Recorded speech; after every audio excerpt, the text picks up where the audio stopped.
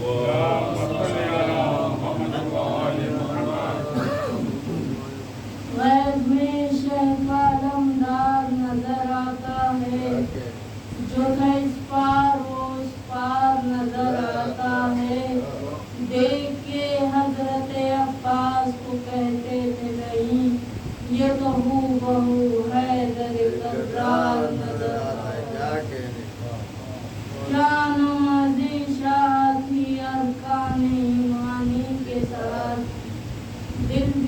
جاتا رہا سجدے میں پیشانی کے ساتھ، صرف رو لینے سے قوموں کے نہیں پھرتے نصیب، خون پیشانی بھی لازم اشک افشانی کے ساتھ،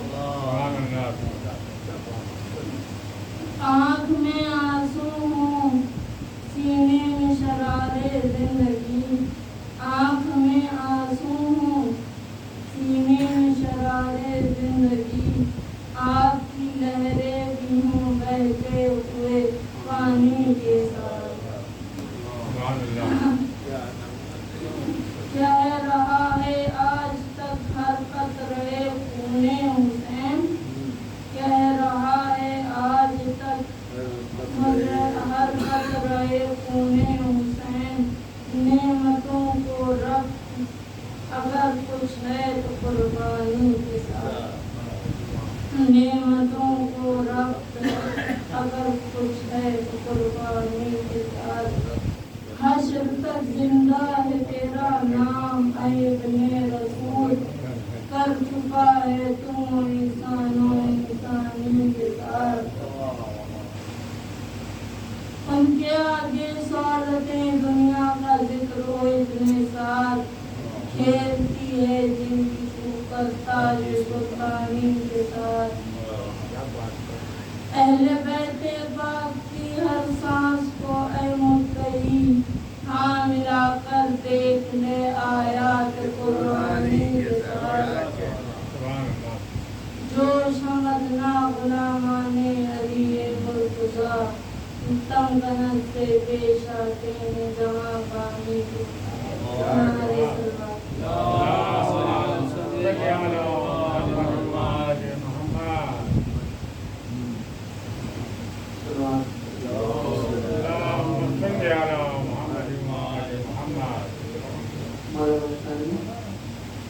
درے عباس پہ جب سر کو جھکایا میں نے، درے عباس پہ جب سر کو جھکایا میں نے، خود کو پھر فرش نہیں عرش پہ پایا میں نے، خود کو پھر فرش نہیں عرش پہ پایا میں نے، اور خود وفائیں میرے گھر کا طواف کرنے لگی، خود وفائیں میرے گھر کا طواف کرنے لگی، جب سے غازی کا علم گھر پہ سجایا میں نے، جب سے غازی کا علم گھر پہ سجایا میں نے، اور میری مٹی میں کہیں خاک شفا شامل ہے، میری مٹی میں کہیں خاک شفا شامل ہے، روز عاشور تبھی خون بہایا میں نے، روز عاشور تبھی خون بہایا میں نے، درے عباس پہ جب سر کو جھکایا میں نے،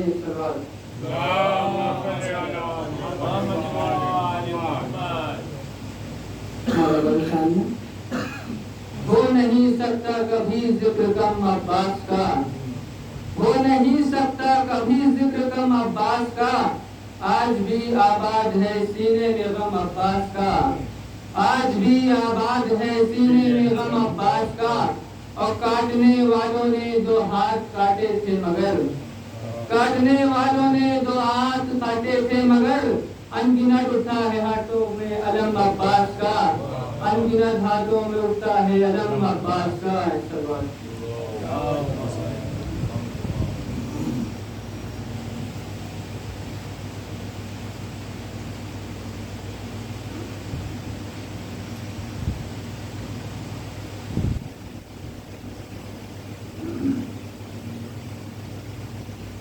کس طرح اپنی تباہی کی خبر لے جائے، کس طرح اپنی تباہی کی خبر لے جائے، پاس زینب کے بچا کیا ہے جو گھر لے جائے،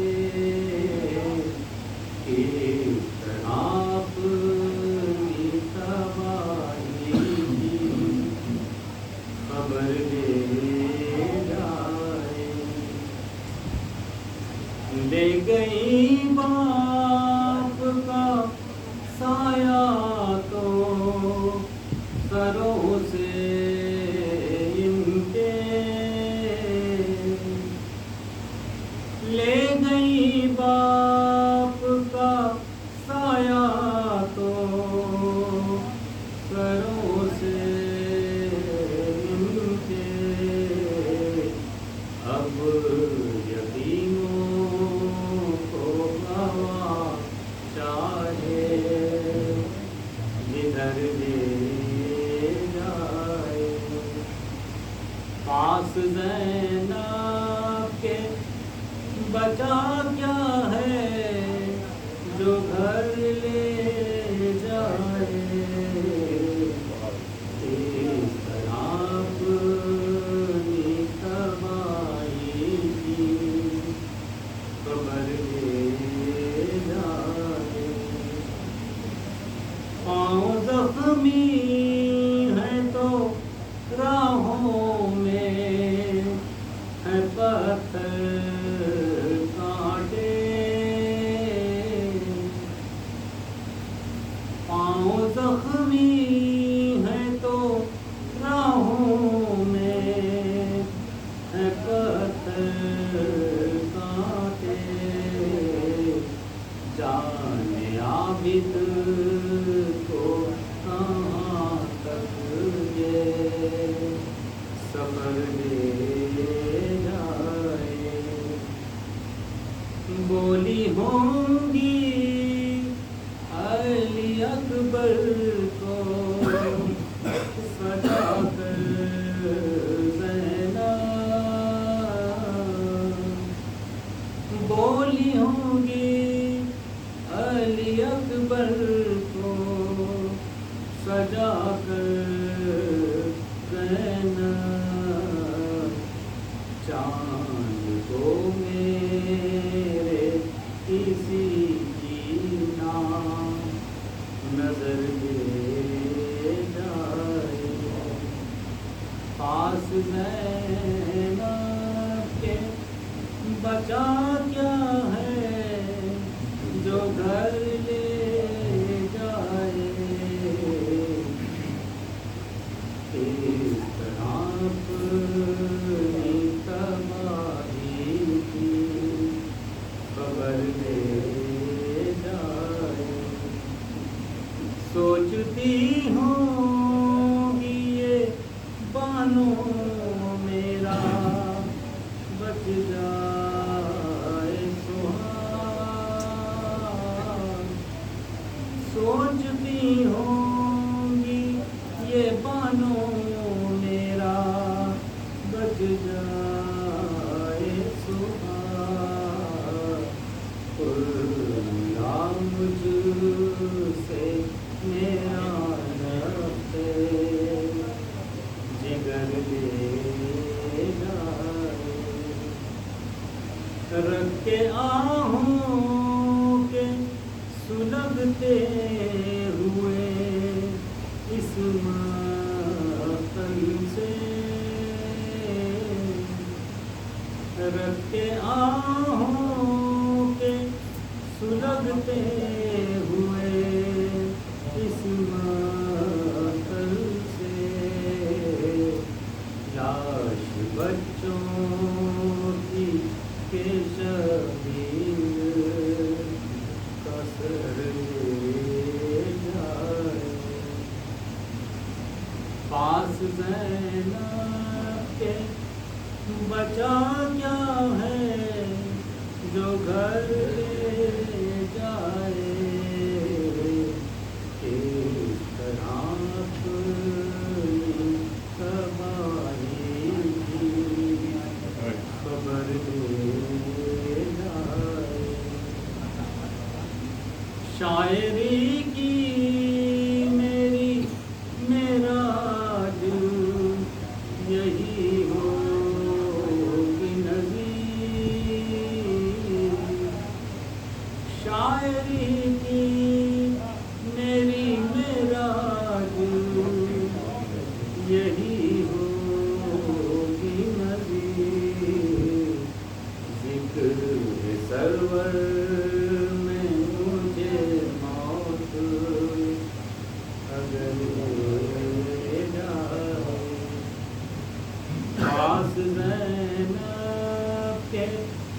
بچا کیا ہے جو گھر لے جائے، کس طرح اپنی تباہی کی خبر لے جائے۔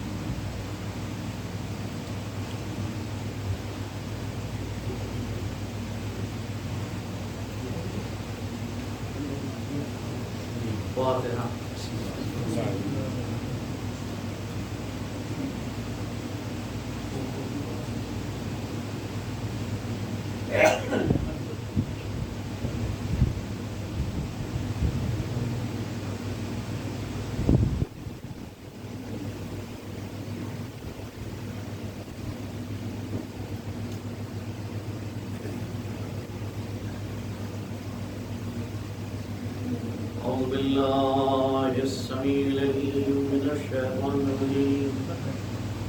بسم الله الرحمن الرحيم. الحمد لله رب العالمين والصلاة والسلام على أشرف الأنبياء والمرسلين خاتم النبيين شفيع ذنوبنا وطبيب نفوسنا مولانا أبي القاسم محمد وآله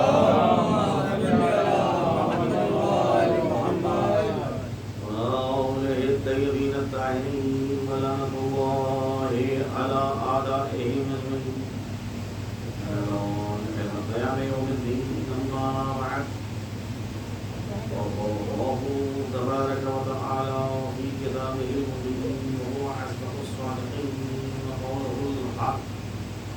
بسم الله الرحمن الرحيم. إن الدين عند الله الإسلام. صلى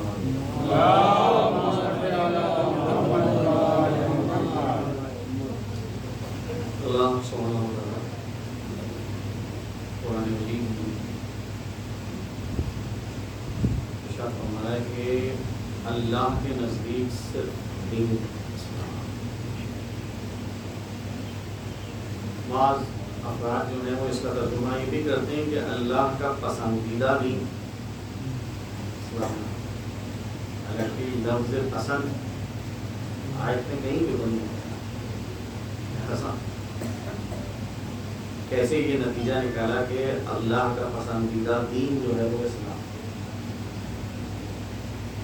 آیت صاف صاف کہہ رہی ہے کہ ان الدین عند اللہ الاسلام. دین صرف اور صرف اللہ کے نزدیک اسلام. دین کے لغت میں جو معنی ہے وہ ہے جزا اور اطاعت کے، اور اصطلاح میں دوسرے معنی. قرآن مجید کے اندر یہ دونوں معنی استعمال ہوئے ہیں. لغت کے بھی معنی استعمال ہوئے ہیں اور اصطلاحی معنی بھی استعمال ہوئے. چنانچہ آپ دیکھیں کہ روزانہ ہر مسلمان 10 مرتبہ سورہ حمد کو پڑھتا ہے. سورہ حمد میں یہ آیت کریمہ کی زبان پہ جاری کرتا ہے مالک یوم الدین. یہاں پر بھی لفظ دین آیا ہے. ترجمہ اس کا یہی کیا جاتا ہے کہ تو روز جزا کا مالک. تو یہاں پہ دین لغت کے معنی میں ہے. لیکن یہ آیت جو میں نے آپ کے سامنے عنوان سخن کے طور پہ قرار دی کہ ان الدین عند اللہ الاسلام. دین صرف اور صرف اللہ کے نزدیک اسلام. یہ یہاں پر دین لفظ دین لغت والے معنی میں نہیں استعمال ہے. یہاں کے اوپر لفظ دین ایک اصطلاحی معنی ہے، یعنی خود دین کو دین کی زبان میں کیا کہا جائے گا. تو دین کو دین کی زبان میں جو تعریف کی گئی ہے کہ دین ایک نظام، ایک سسٹم جو تشکیل پایا ہے چند عقائد اور قوانین اور اخلاقی اقدار سے. یہ تین چیزیں، عقائد، قوانین اور اخلاقی اقدار و آداب، ان سے مل کے دین جو ہے وہ تشکیل پاتا ہے.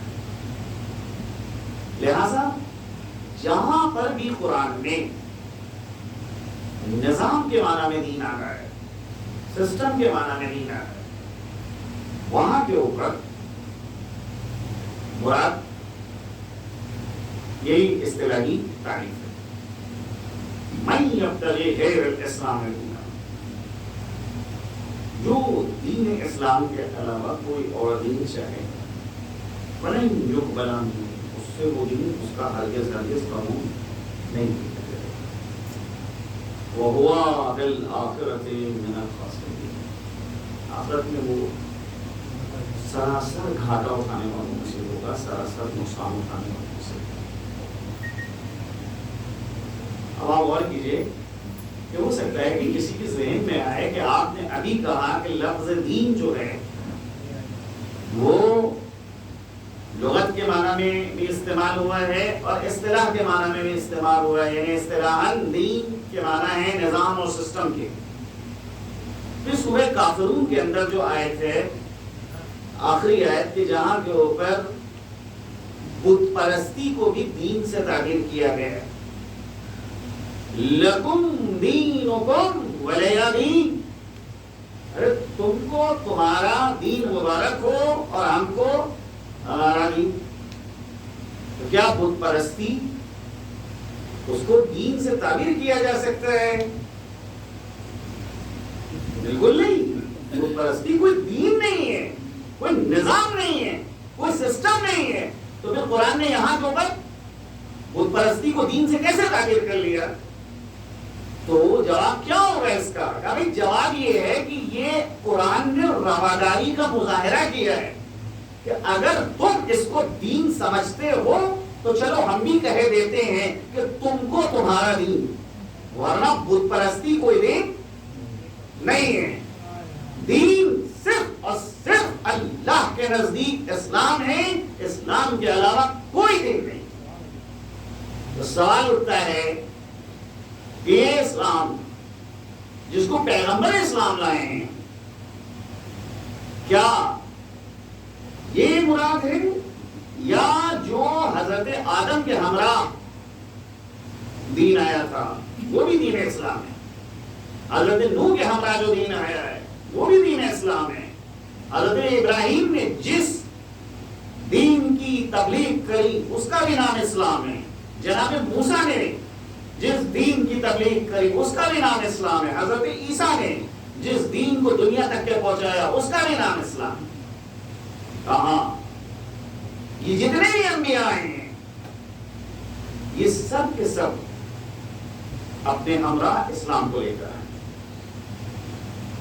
اور ان لوگوں نے اسلام ہی کی تبلیغ کری ہے، اسلام کے علاوہ کسی اور دین کی تبلیغ نہیں کی. اب دنیا والوں نے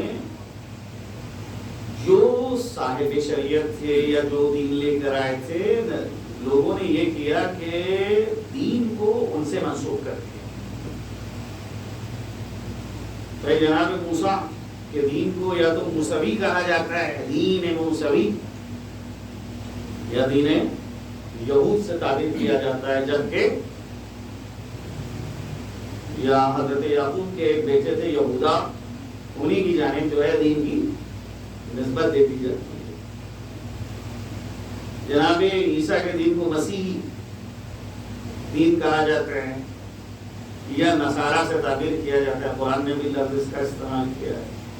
تو فلسطین میں ایک علاقہ ہے ناصرہ، جناب عیسیٰ خود وہاں کے تھے، لہذا جو ہے دین جو ہے وہ منسوب ہو گیا سرزمین سے، اور وہاں جو لوگ جناب عیسیٰ کی ذات پر ایمان لائے اور ان کی تصدیق کی تو ان کو نصارہ کہا جانے لگا، ورنہ یہ سارے انبیاء جس دین کی تبلیغ کر رہے ہیں یہ کوئی اور دین نہیں ہے، ان کے دین میں کسی قسم کا کوئی تضاد نہیں پایا جاتا ہے، اختلاف نہیں پایا جاتا ہے، یہ ایک ہی دین لے کر آئے ہیں، اس ایک دین کی تبلیغ کر رہے ہیں۔ سوال اٹھتا ہے کہ جب ایک ہی دین کی تبلیغ کر رہے ہیں تو پھر بظاہر ہم کو تضاد کیوں نظر آ رہا ہے، اور پھر کیا ضرورت تھی کہ اللہ، تو یہ بھی مسلمہ حقیقت ہے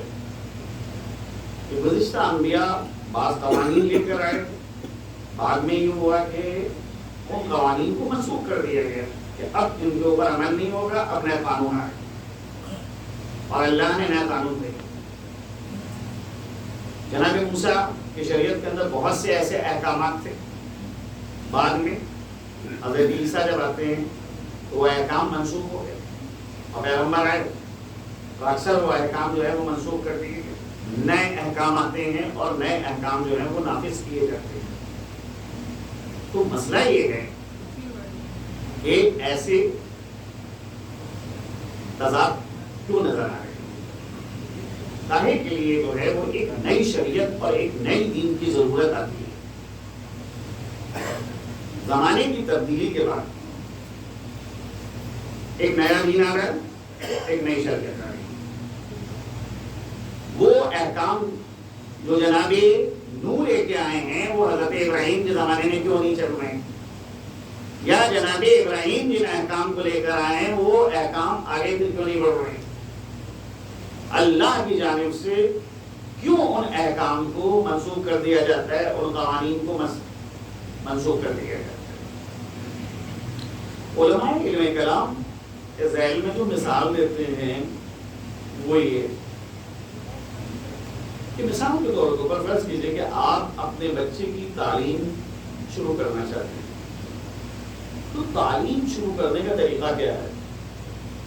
آپ نے بچے کو آپ لے گئے، لے جا کے آپ نے مکتب میں داخل کرایا یا کسی استاد کے سامنے رکھا، استاد نے جو تعلیم اس کی شروع کی تو سب سے پہلے اس کو وہ حروف تعجیب سکھائے گا، الفابیٹ سکھائے گا کہ بھئی یہ اے ہے، یہ بی ہے، یہ سی ہے، اور جب بچے کو یہ حروف یاد ہو جاتے ہیں تو پھر اس کے بعد سلسلہ آگے بڑھتا ہے کہ دو حرفوں کو کیسے ملایا جاتا ہے، اور اس کے بعد جو ہے یہ بھی صلاحیت پیدا ہو گئی تو پھر یہ بتایا جاتا ہے کہ کیسے جو ہے حروف کو ملانے کے بعد لفظ بنتا ہے، اور لفظ کو ملانے کے بعد جو ہے وہ جملے بنتے ہیں، اور جملوں کو کس طرح سے لکھا جائے، کیسے ترتیب دیا جائے، اخراج کو کیسے جو ہے قلم بند کیا جائے۔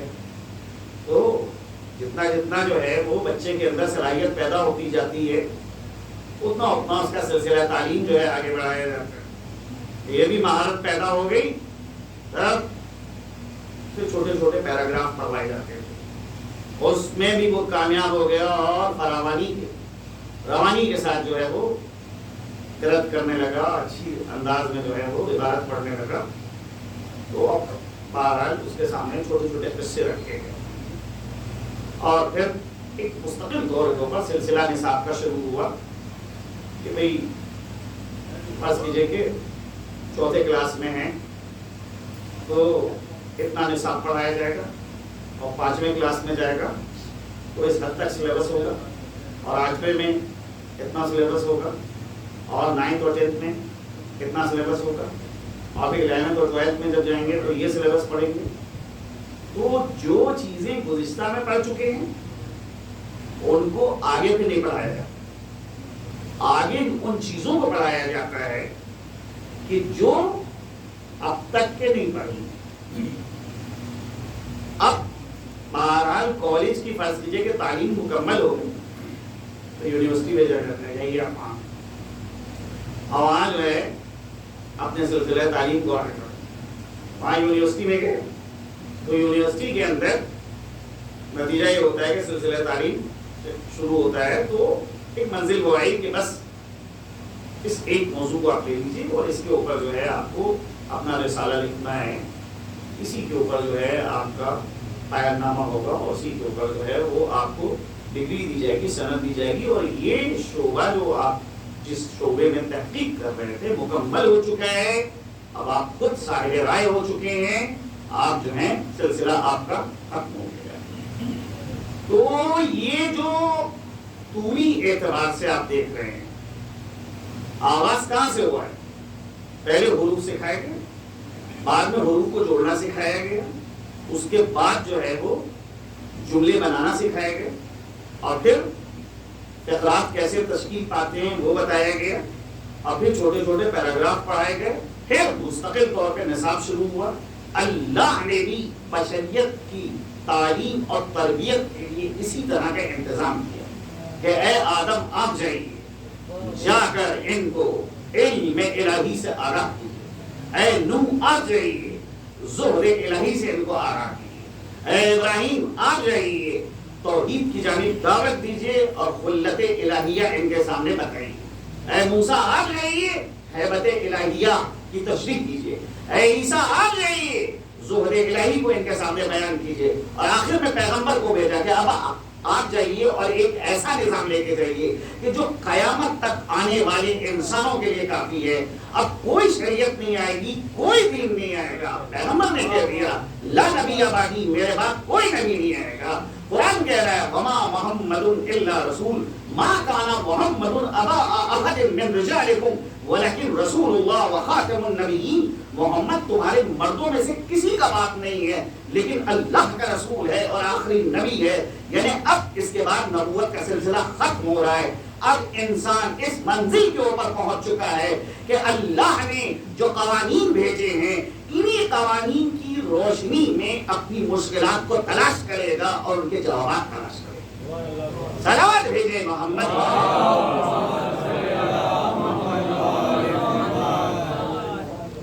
لہذا یہ دین جو 1400 سال پہلے آیا ہے، بھائی بہت سی ایسی چیزیں تھیں جو پیغمبر کے زمانے میں نہیں تھی لیکن موجودہ زمانے میں ہیں، تو آج ان کے حوالے سے کیا ہمارے ذہن میں سوال نہیں اٹھتا ہے کہ ان کا شریعت کے اعتبار سے کیا ہوگا؟ اقتصادی میدان میں اگر آپ آ جائیے، وہاں کے اوپر جو ہے گفتگو شروع کی جائے۔ بینک جناب پیغمبر اسلام کے زمانے میں تھا نہیں، بینک نہیں۔ شیئر بازار جو ہے پیغمبر اسلام کے زمانے میں تھا نہیں تھا۔ انشورنس اور بیمہ جو ہے وہ پیغمبر اسلام کے زمانے میں تھا نہیں تھا۔ تو اب اگر جو ہے اقتصاد کے ان میدانوں میں کام کرنا ہے اور شریعت کے مطابق کام کرنا ہے، آپ ایسے ملک میں رہ رہے ہیں کہ جہاں آزادانہ طور کے اوپر آپ قوانین اسلامی کے اوپر عمل نہیں کر پا رہے، سوچ ہے ہماری کہ ہم سوچتے ہیں کہ ہمارے پاس آزادی ہے بقول اقبال کہ ملا کو جو ہے ہند میں سجدے کی اجازت، ناداں یہ سمجھتا ہے کہ اسلام ہے آزاد ہے۔ مملکت ہند کا ایک طرفہ تماشا، اسلام ہے محبوس، مسلمان ہے آزاد۔ یہ صورتحال ہے کہ ہم سوچ رہے ہیں نمازیں ہم پڑھ رہے ہیں، مجلس میں بیٹھ رہے ہیں، اس سے بڑی کیا آزادی ہو؟ کوئی آزادانہ طور پہ ہم شریعت کے قوانین پہ عمل کریں، تو چیز تو نہیں ہے ہمارے لیے، آسان نہیں ہے کہ ہم اس جگہ کے اوپر عمل کریں۔ اور کچھ بہرحال کوتاہیاں اپنی بھی ہیں کہ اگر ہم اس میدان میں کام کرتے تو ہو سکتا ہے یقینی طور پر ہم کامیاب ہو سکتے تھے۔ فرض کیجیے کہ ایک بینک جو ہے اس کی تشکیل اسلامی احکام کے مطابق، کیونکہ ہندوستان ہے اور جو دیگر جگہ ہیں جہاں کے اوپر بینک کی اساس اور بنیاد رکھی جاتی ہے سود کے اوپر، بغیر سود کے جو ہے وہ بینک کا سسٹم اور بینک کا نظام نہیں چلایا جا سکتا ہے۔ اسلامی اعتبار سے اگر بینک کو ہم قائم کرنا چاہتے ہیں تو کیسے ہم کسٹمرز کو بینک میں کھینچیں گے؟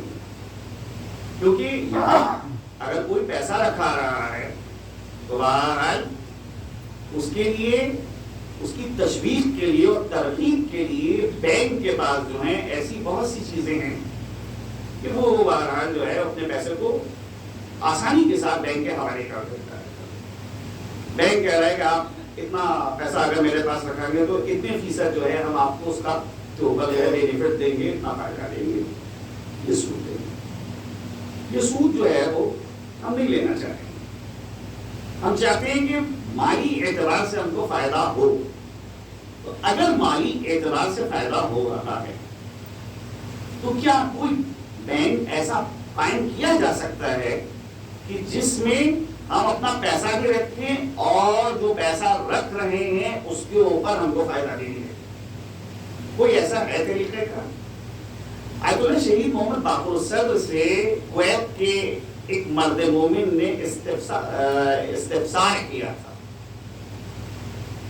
کہ اسلامی بینک اگر ہم قائم کرنا چاہیں تو کن اصول اور ضوابط کے اوپر قائم کریں؟ چنانچہ شہید نے اس مرد مومن کے سوال پر مستقل طور پر پوری ایک کتاب لکھی تھی، البانک اللاغری.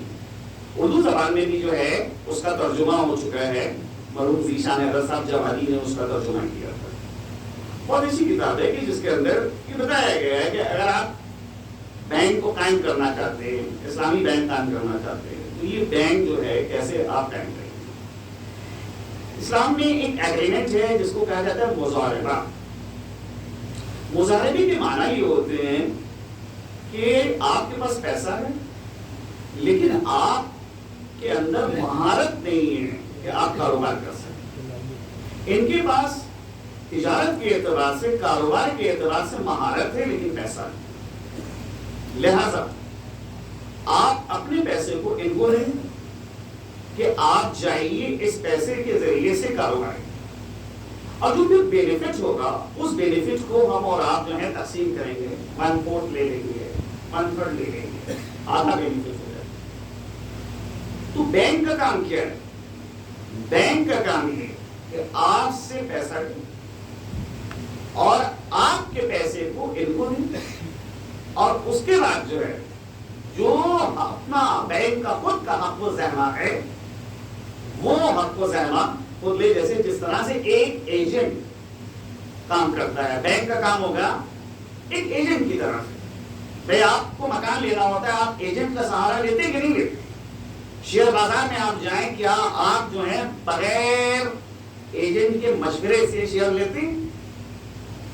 یا تو بھائی آپ کو مہارت ہو تب جو ہے آپ شیئر لیں گے، ورنہ جو ہے اس میدان کے اندر جب آپ قدم رکھ رہے ہیں تو وہاں کے اوپر آپ کو کسی ایجنٹ کا سہارا لینا پڑے گا. جس طرح سے آپ عدالت میں جائیں، آپ عدالت کی زبان سے بھی واقف ہیں، آپ کو اپنا مقدمہ جو ہے عدالت کے سامنے پیش کرنا ہے.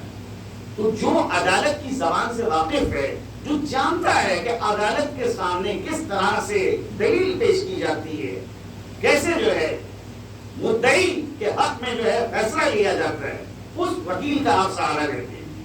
اسی طرح سے مختلف میدان ہیں، چاہے اقتصاد کا میدان ہو، چاہے شیئر بازار کا میدان ہو، ان افراد سے مدد دی جاتی ہے کہ جو آپ کی نیابت میں یہ کام کریں. تو اسی طرح سے بینک کا مسئلہ ہے کہ بینک حق و زحمہ آپ سے لے رہا ہے، آپ سے بھی لے گا اور ان سے بھی لے گا ایک معین، لیکن وہ جو فائدہ ان کے ذریعے سے حاصل ہو رہا ہے اس فائدے کو آپ کی جانب منتقل کرے گا. اس کے اوپر بھی جو ہے وہ یعنی مظاہرے کے اوپر بینک کو قائم کیا جا سکتا ہے. اور دیگر معاملات ہیں جو فقہ اسلامی کے اندر ذکر ہے. اتنے حلال طریقے ہیں اقتصاد کے حوالے سے اسلام نے ذکر کی کہ انسان اگر ان طریقوں کے اوپر کوشش کرے اور خدا کی ذات کے اوپر بھروسہ کرے تو حلال طریقے سے انسان کو اتنا فائدہ مل جاتا ہے کہ ضرورت نہیں ہے انسان کے لیے کہ وہ کسی حرام راستے کے پیچھے سے. اسلام ایک مکمل نظام ہے، ایک مکمل سسٹم. زندگی کا کوئی ایسا شعبہ نہیں ہے کہ جہاں پر اسلام نے اپنے ماننے والوں کی رہنمائی. آج جدید مسائل آ رہے ہیں، نئی مشکلات آ رہی ہیں، تو ہمارے اس کا جواب دیتے ہیں. وہاں کے اوپر یہ نہیں کہتے کہ لا ادری، میں نہیں جانتا، میں اس مشکل کو نہیں حل کر سکتا. چاہے وہ میڈیکل سائنس کے مسائل ہو، چاہے اقتصاد کے مسائل ہو، چاہے سیاست کے مسائل ہوں، جتنی بھی مسائل ہیں ہر مسئلے میں اسلام یہ توانائی رکھتا ہے اور قیامت تک یہ توانائی رکھتا ہے کہ اپنے ماننے والوں کو اس سلسلے میں رہنمائی کرے، جمع۔ یہ دین جاویدانی دین ہے، ابدی دین ہے۔ اسی دین کو بشر کی نجات کے لیے اللہ نے بھیجا ہے کہ اگر تم کو نجات چاہیے ہے تو دنیا میں اس دین سے تم کو وابستہ رہنا ہوگا۔ بغیر دین اسلام سے وابستہ ہونے کے آخرت میں نجات نہیں مل سکتی۔ تو وابستگی کی کیا معنی ہے؟ اسلامی قوانین ہیں، جب تک کہ ان قوانین کو اپنی ذات میں نہ اتارا جائے، ان پہ عمل نہ کیا جائے۔ جو عبادات ہیں، لوگ سوچتے ہیں کہ عبادات کو انجام دے لیا جائے وہ ہے کہ ہم مسلمان ہیں۔ نہیں، عبادات کا نہیں مسئلہ ہے، زندگی کے ہر شعبے میں مسئلہ ہے، جائیداد کا مسئلہ ہے، پراپرٹی کا مسئلہ ہے۔ کہاں کہاں کے اوپر ہم جو ہے اسلام کے اوپر عمل کر رہے ہیں؟ سوال یہ اٹھ رہا ہے جہاں کے اوپر جس کے حق میں فائدے میں کوئی بات تمام ہوتی ہے وہاں پر وہ دین کا سہارا لے لیتا ہے، اور جہاں نقصان میں بات تمام ہوتی ہے اس وقت جو ہے وہ سینکڑوں کو جہاد کرے گا، مختلف قسم کی تعویلات کرے گا تاکہ اس کو اس حکم کے اوپر نہ چلنا۔ اگر فائدے میں تمام ہو رہی ہے بات تو لے لیے۔ باپ اگر اپنے باپ کے سامنے، یعنی فرض کیجئے کہ ایک پوتا ہے اور دادا بھی موجود ہے اور باپ جو ہے دنیا سے اپنے باپ کے سامنے گزر جائے، تو بھائی اسلام کا ایک قانون ہے کہ میراث میں جو نزدیکی رشتہ دار ہیں ان کو میراث ملے گی، لیکن جو دوری ہیں ان کو میراث بعد میں ملے گی جب یہ لوگ نہ ہوں۔ جب تک کہ ایک باپ کی اولادیں زندہ ہیں اس وقت تک کی جائیداد اور پراپرٹی جو ہے اولادوں ہی میں جائے گی، نواسوں میں اور پوتوں میں نہیں جائے گی۔ ہاں اگر یہ اولادیں نہ زندہ ہوں، مر چکی ہوں، اس وقت نواسوں اور پوتوں میں جائے گی۔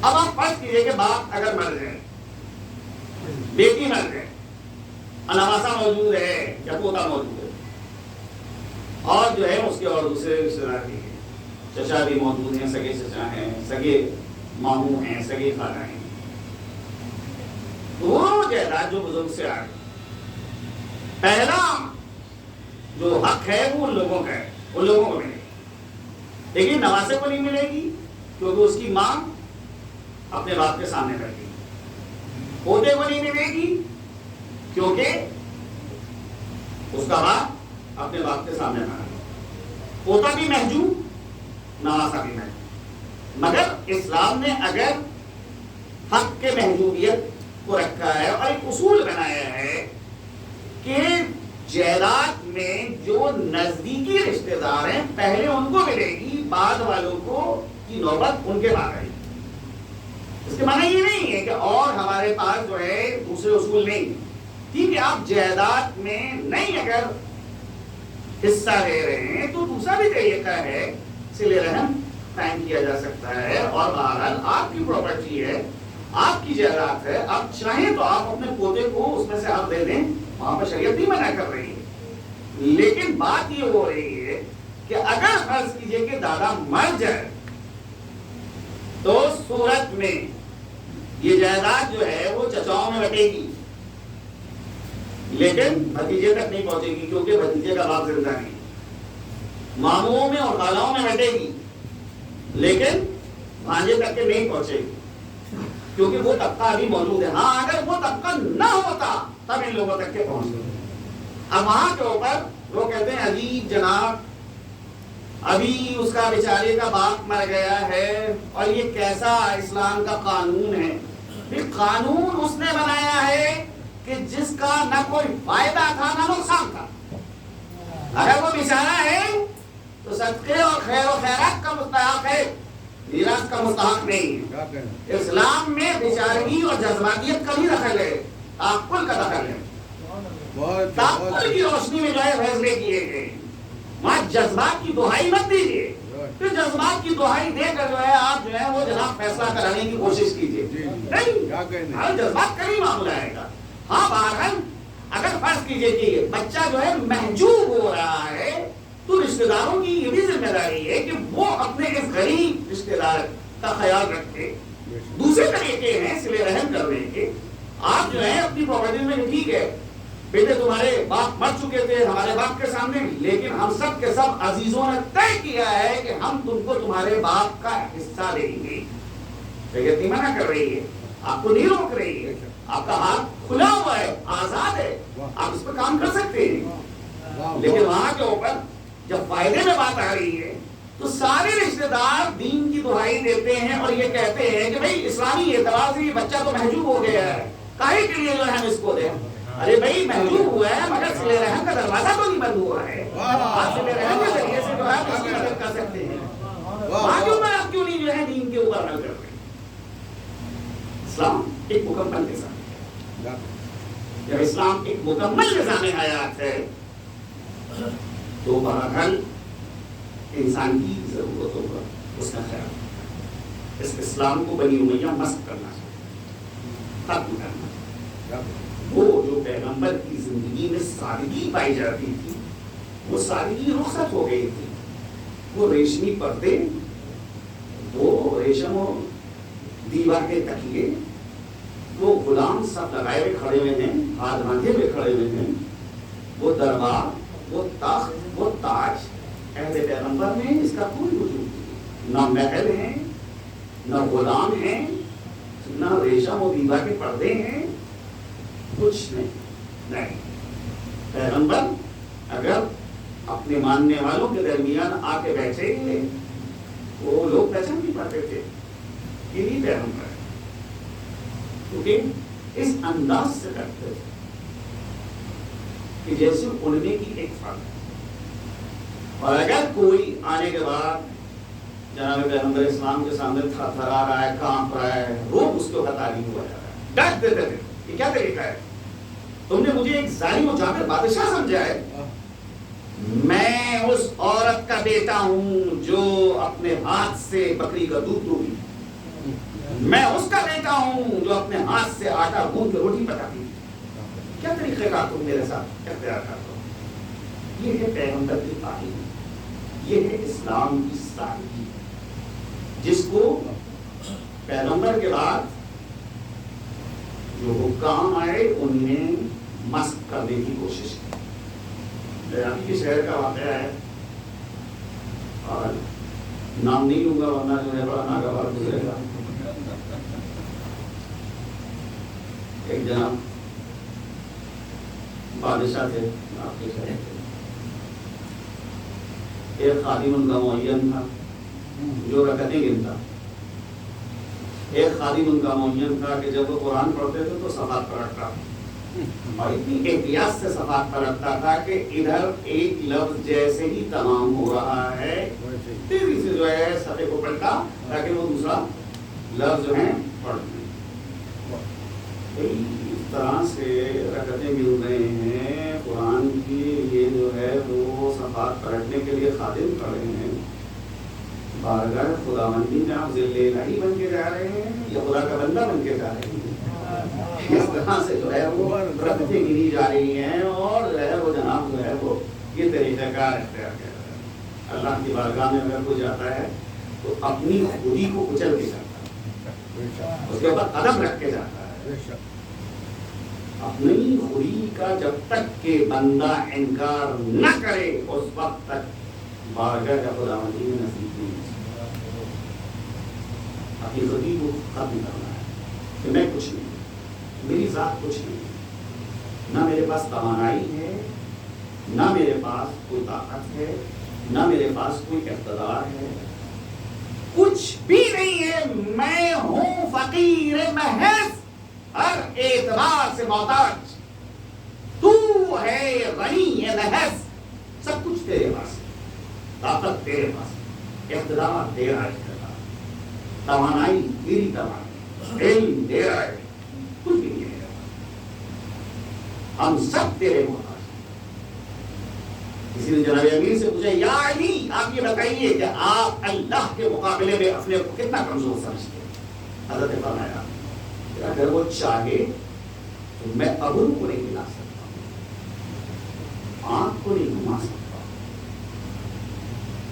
قدرت اس کی ذاتی قدرت. اس تصور توحید اور اس دین کو بنی امیہ ختم کرنا چاہتے ہیں، مسخ کرنا چاہتے ہیں. اہل بیت اطہار کی کوشش یہ ہے کہ اس دین کو محفوظ رکھا جائے. یہ دین اپنی اصلی صورت میں ہم تک اور آپ تک پہنچے. اسی لیے یہ واقعہ کربلا میں آج شب چلو تاریخ کرتی ہے کہ جب مملکت شام میں ہر طرف سے بغاوتیں شروع ہوئی، وہ یزید کہ جو تخت حکومت پر بیٹھ کر اپنے اقتدار کے نشے میں سر حسین کے ساتھ بے ادبی کر رہا تھا. صاحب نے سر حسین تھا اور بار بار اس سر اقدس کے اوپر چھڑی مار رہا. حسین کا مذاق اڑا ہے، طاقت کے نشے میں چھوٹ. خود مملکت شام میں احتجاج شروع ہوا ہے. ابھی تک لوگ نہیں جانتے تھے کہ یہ اسیر جو آئے ہیں، یہ قیدی جو آئے ہیں، یہ کون قیدی. لیکن امام زین العابدین کا وہ خطبہ جو دربار شام ہے، جناب زینب کا خطبہ، اس خطبے کے متن کو پڑھیا. وہاں کے اوپر آپ دیکھیے کہ امام زین العابدین کا جو خطبہ شام کے دربار میں ہے، بالکل وہ خطبہ متن کے اعتبار سے، مضمون کے اعتبار سے الگ ہے جو حضرت نے دربار کوفہ میں خطبہ دیا ہے یا بازار کوفہ میں خطبہ دیا ہے. وہاں بھی جو خطبہ دیا ہے وہاں اہل کوفہ کو ڈانٹا ہے، ان کو ان کے گناہ کا احساس دلایا. لیکن شام کے دربار میں جو خطبہ دیا ہے اس میں اپنے فضائل بتائیں کہ ہم کون ہیں. بھی شام کا مسئلہ یہ ہے کہ بعد اختصار کے ساتھ آپ کے سامنے بعد رسول فتح کیا گیا تھا اور اس کے بعد شام میں ابتدائی سے حکومت بنی امیہ کی ہے. امیر شام کا پہلا بڑا بھائی تھا یزید ابن ابو سفیان. سب سے پہلے اس کو حاکم بنایا گیا. 1.5 سال یا 2.25 سال تک کے وہ رہا. اس کے بعد وہاں کے اوپر طاعون پھیلا، وبا پھیلی طاعون کی، اور اس میں وہ ہلاک ہو گیا. تو پھر اس کی جگہ کے اوپر امیر شام کو اپوائنٹ کیا گیا. نتیجہ یہ ہے کہ شام کے وہ لوگ کے جو عیسائی تھے دائرہ اسلام میں جو داخل ہوئے ہیں، انہیں نے بحیثیت اسلامی رہنما کے کن لوگوں کو دیکھا ہے؟ بنی امیہ کو، امیر شام کو دیکھا ہے، اولاد ابو سفیان کو دیکھا ہے.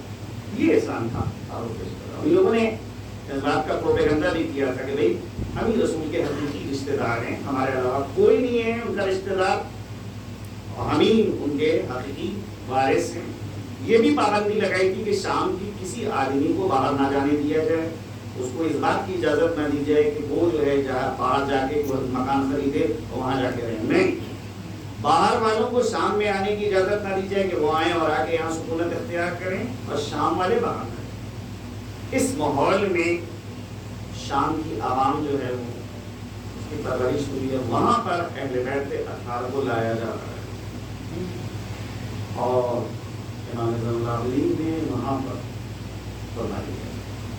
تاریخ کہتی ہے کہ یزید نے خطیب سے کہا کہ منبر پہ جاؤ، اور جانے کے بعد علی اور اولاد علی کی شان میں گستاخی کرو. خطیب منبر پہ جاتا ہے اور جا کر جناب امیر اور امام حسین پر سب و شتم کرتا ہے.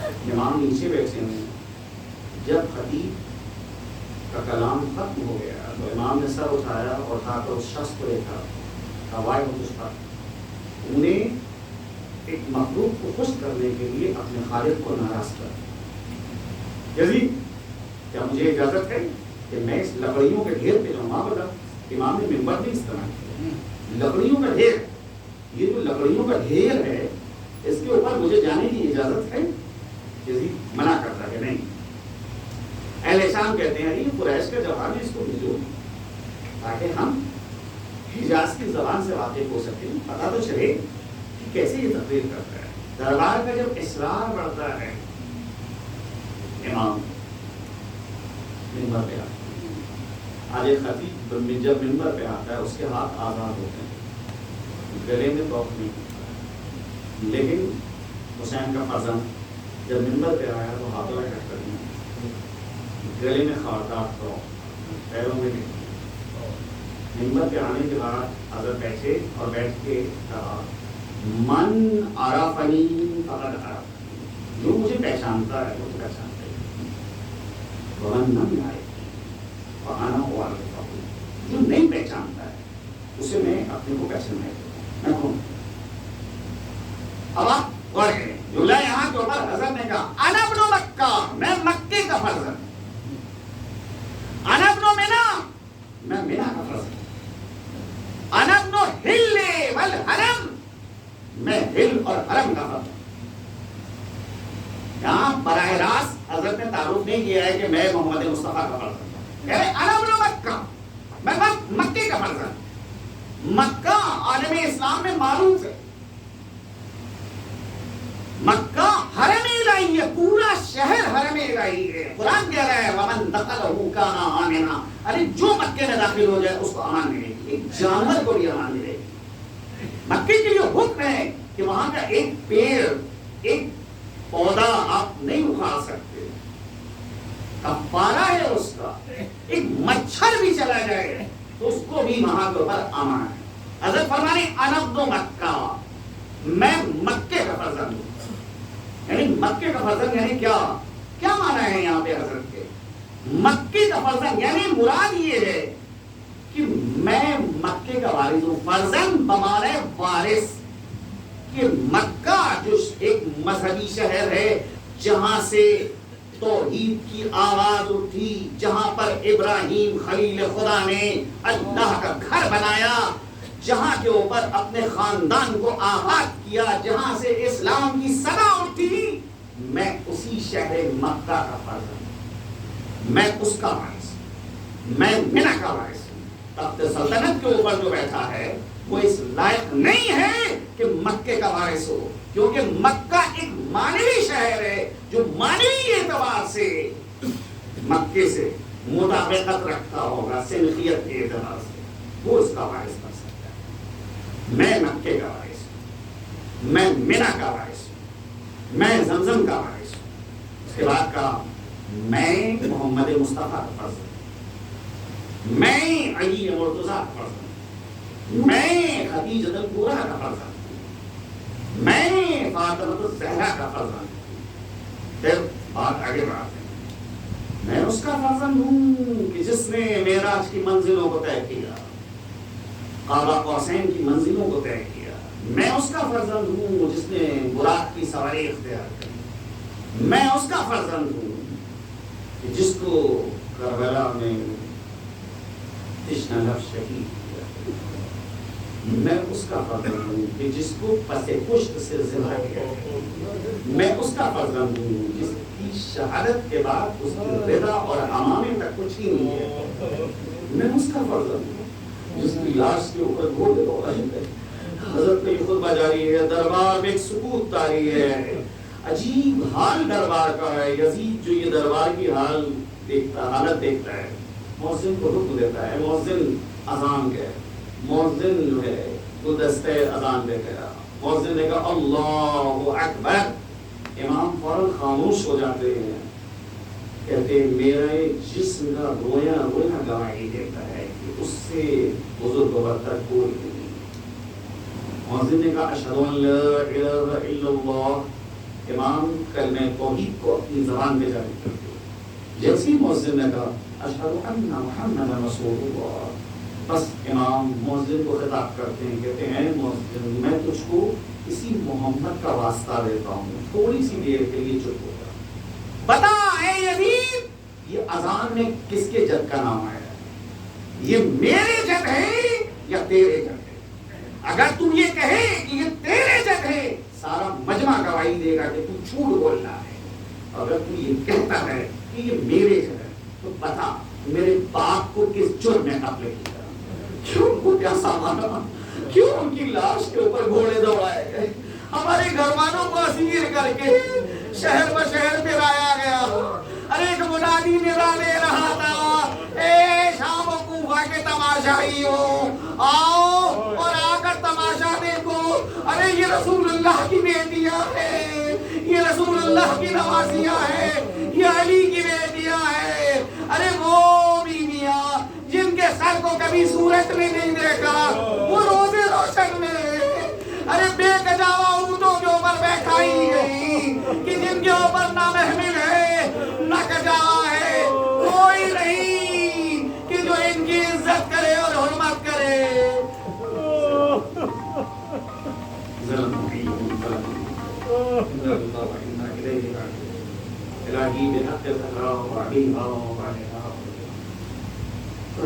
مختصر سی مجلس کو بولے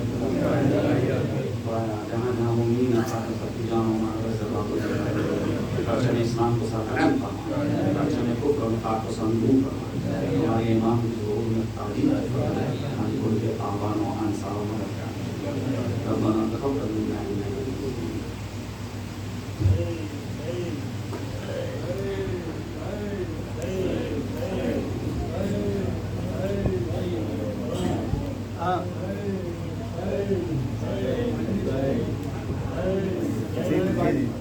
میں نے سنا کہ آپ کون آیا